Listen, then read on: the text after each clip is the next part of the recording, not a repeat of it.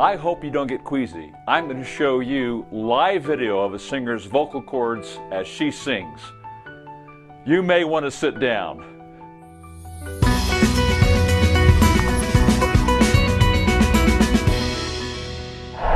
Hi, I'm Chuck Gilmore with Power to Sing. Many students feel singing is a great mystery.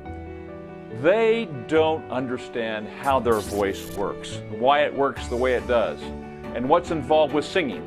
It all begins with the vocal cords. Specialists look at your vocal cords with a flexible or a rigid scope.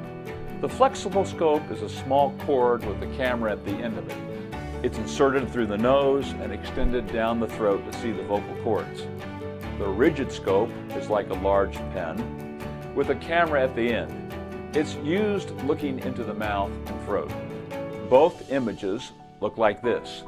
This can be confusing because the vocal cords are horizontal in the throat, like this. They are not vertical, like this. When the scope sees the cords and projects it on a monitor, they look like they're vertical or up and down. Vocal cords, sometimes called vocal folds, are located in the mid portion of your neck, about halfway down, between the top and the bottom of your neck. There are two vocal cords, and they're connected in the front of your neck and open and close in the back, or towards the back of your neck. They're located inside the voice box, or larynx. The cords sit at the top of your windpipe, or trachea. Men can feel the top of their voice box, often called the Adam's apple. Women have the same thing, but it's smaller and harder to feel with your finger. Your vocal cords are just behind the Adam's apple. Now, women can sometimes feel their Adam's apple by placing their finger here and gently pushing in on their neck. And about the first lump that you feel is the top of the larynx. About halfway down your neck, you can feel that small bump.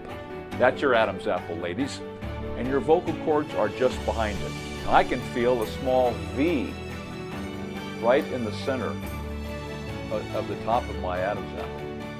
That's the cartilage. Now, at birth, our vocal cords are about the same length, approximately 2 millimeters. By age 20, women's cords are about 10 millimeters and men's 16 millimeters in length. The change for men is much greater, and this causes a deepening of the voice and can make singing during the vocal change much harder. Vocal cords are tissue and are three-dimensional. That means they have length, width, and depth.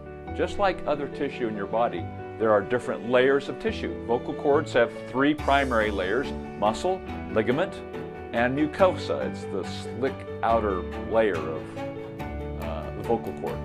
The vocal cords open when we breathe and come together when we make noise with our voices, and are covered up when we swallow. A type of lid called the epiglottis closes over the vocal cords when we swallow.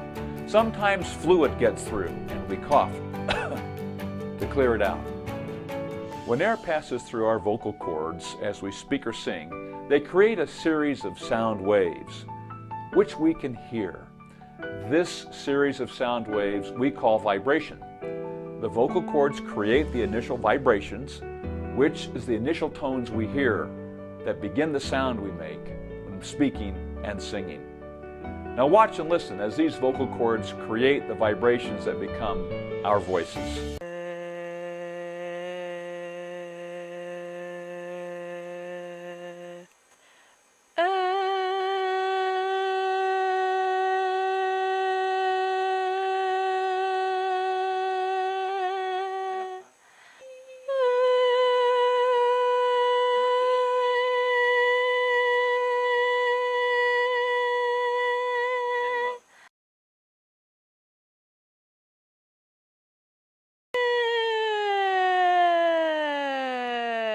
Do you know your vocal type? I'm not talking about whether you're soprano, alto, tenor, or bass. Your vocal type helps you understand what your vocal cords tend to do when you sing. For example, if you are a light chest, no chest vocal type, that means your vocal cords are not closing as firmly as needed. With each vocal type, your vocal cords tend to do specific things as you sing.